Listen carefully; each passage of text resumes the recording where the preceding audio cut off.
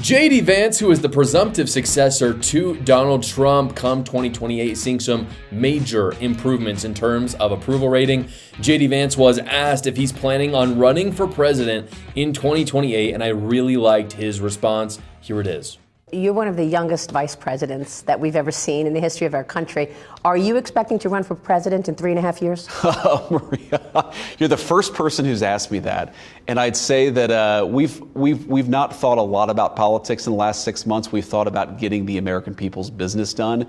We'll see what happens come 2028. But the way that I think about this is the best thing for my future is actually the best thing for the American people, which is that we do a really good job over the next 3.5 years. So we'll cross the political bridge when we come to it. I'm not thinking about running for president. I'm thinking about doing a good job for the American people. And I think the best way to do that is to make sure that President Trump is a success. Yeah, he's lying. He's lying, guys.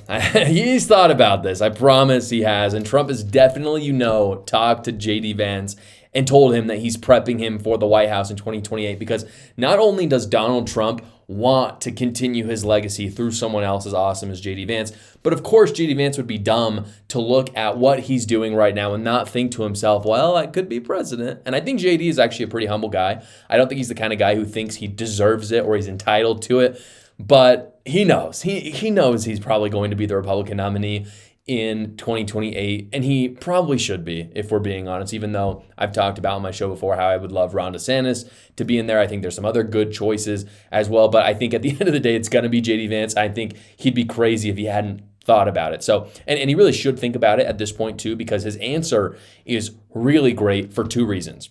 He talks obviously about how he's just focused on, he wants to do very good work right now. And the reason why it's so great is because he was elected to do great things. And so he should work his butt off to do those things. And of course, if he does well, then why wouldn't people want him to come back? Why wouldn't they want a continuation of Donald Trump and JD Vance? That's what all of America would want. So I want to show you guys the polling for JD Vance and the massive shift that has gone on basically since he entered the national scale, not as a senator, but as a VP candidate, because it's really astounding to see his come up. So I'm going to put it up on screen right now. This is a graph starting from July 18th, which I believe is when JD Vance was announced that he would be Donald Trump's VP nominee, going to today. So you can see today, he is almost to a net favorability rating, which you might look at that and think, oh, that's not that great.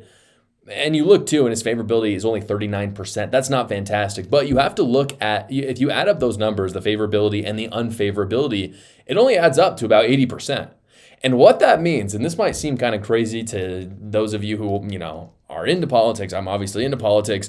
There's about 20% of people who don't even know who JD Vance is.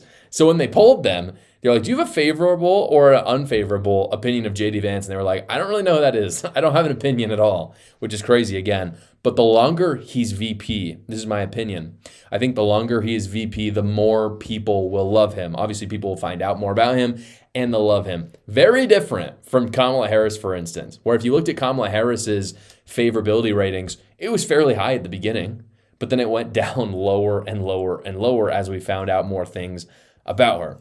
The reason why this is so astounding too, where he's at 39%, is if you go back to July 18th when this started, his favorability was 25%. So he's gone up 14%, which is absolutely massive. And if you look at the kind of the newest polls that have come up, almost all of them have him in the positive favorability rating. The only reason why in this graph you're seeing it lower is because it's just an aggregate of polls, and so it's still being outweighed by some of the past polls. But right now I'm just pulling up the recent polls from literally just last week. And out of the 6 most recent ones, 5 of them are plus favorability by about 3.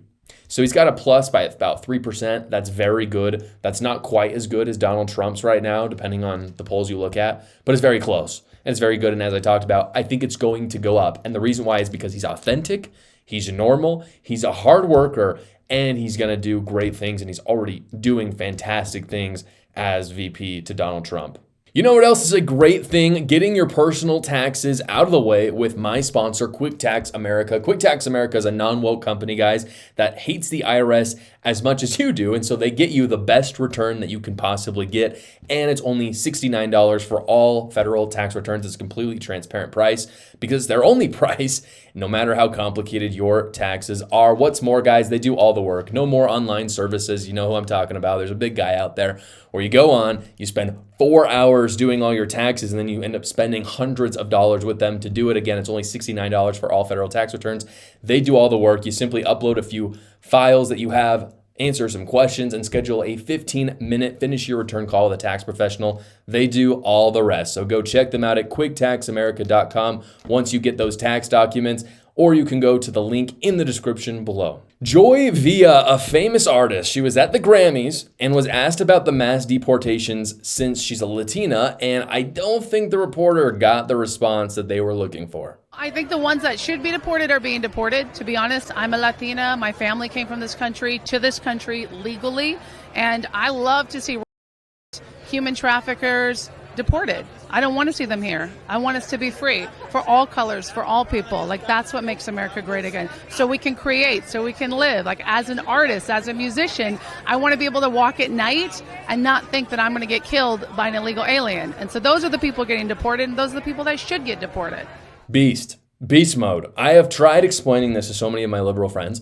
Latinos are not liberal, guys. They're not. There's some of them who have been taken over by Democrats in the past, but at their core, almost all of them are conservatives, and even many of them vote MAGA. Like they are the conservative Latinos that are voting Republican are like the most hardcore MAGA you will find out there.